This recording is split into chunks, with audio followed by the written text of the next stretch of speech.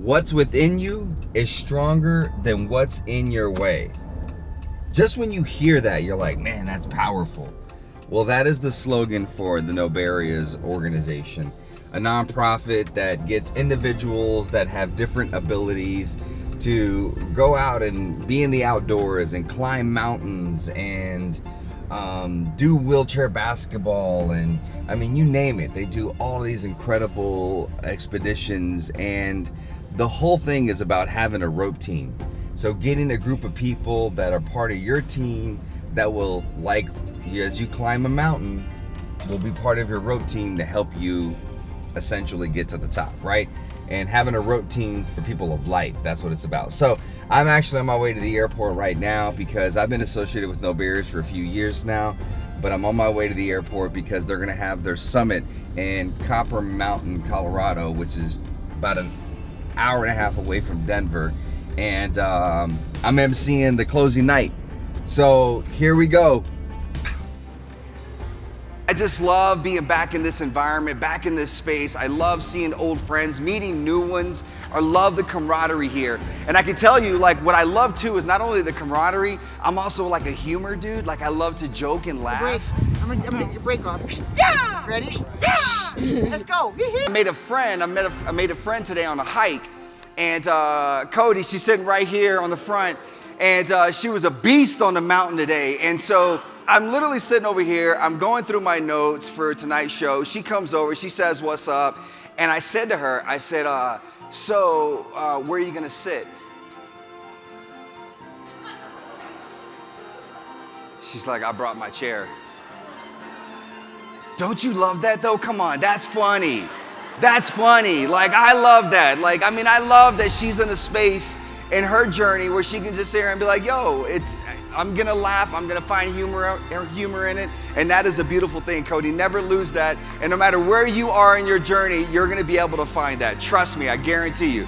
I continue to be inspired by every single one of you. For me, I'll just give you a little bit of context if you have no idea who I am. A little bit about my story is, listen, just to spare you a lot of the details, my entire life I've been looking for a community. My entire life I've been searching for a space where I could just feel like I belong, where I have a voice. That's all I've been looking for my entire life. And a lot of people that join the military, they're able to find that in the military. But for me, that wasn't my truth because of my time in the military was cut short due to my injury. And I know a lot of people have a tendency to focus on my injury, and people are always like, man, how did you get from there to where you are today? And for a long time, I spent all this time sort of thinking of these really articulate answers. And literally, I just, not too long ago, started thinking to myself, you know what the real secret is that has allowed me to start to live and not just be content with being alive? Was I started to be vulnerable. You see, I was 19 when I was injured, and of course, like all of us, we're trying to figure out who we are, what our identity is, where do we fit in to the spaces that we occupy.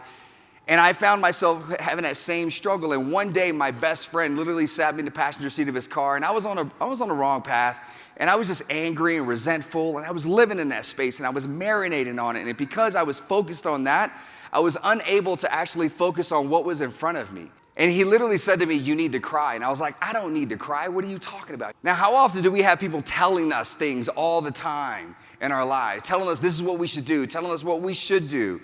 But the reality is, even though he was telling me, what I felt was different than what I was hearing. He made me feel like he was going to support me. He was going to be there. He was creating the safe space for me.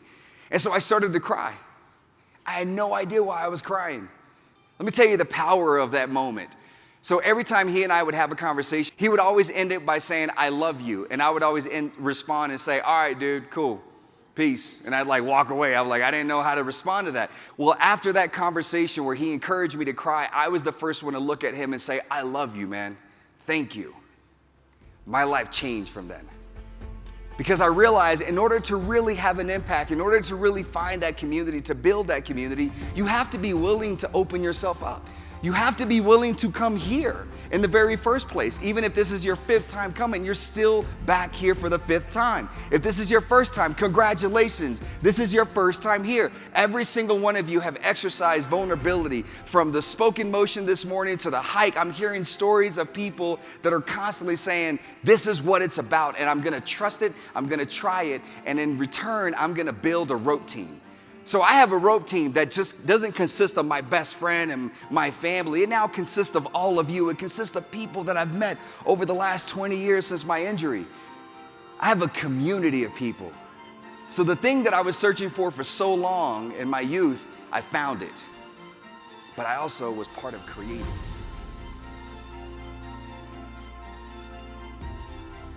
It's a feeling, right? It's a feeling. When you get a feeling that you are in the best space, a comfortable space, a warm and welcoming environment, it'll help you come outside of your comfort zone. It'll help you push the boundary a little bit.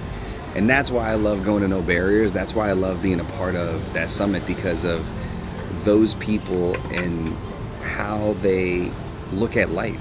And I think everybody should be around people like that. Because as much as we may look at them as able-bodied people and say, oh, I feel bad for them. Don't feel bad for them. They don't feel bad for themselves.